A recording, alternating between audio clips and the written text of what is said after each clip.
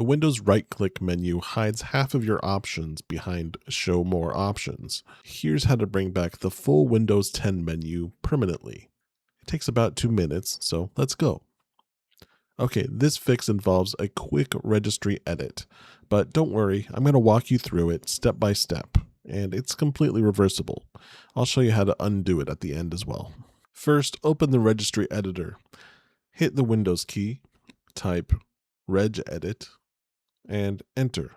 Click yes if it asks for permission. Now go ahead and follow the current path that I have here in the description below. It's HKey current user, software, classes, CLSID.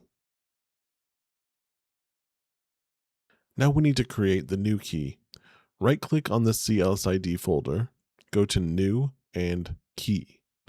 Name this key exactly what we have on screen here, or you can copy it from the description below.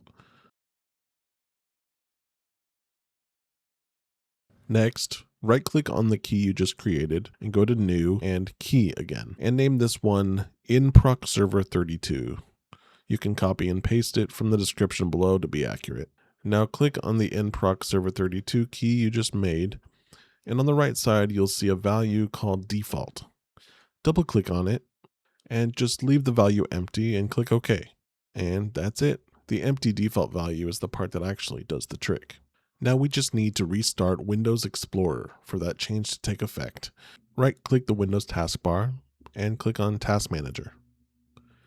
In the top search bar, search for Explorer.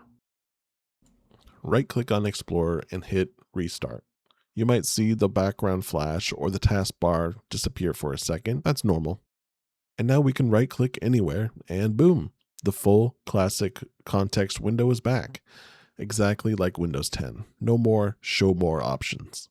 If you ever want to go back to the default Windows 11 menu, it's easy. Head back into the registry editor and find the key that we created. Right-click on it and hit Delete.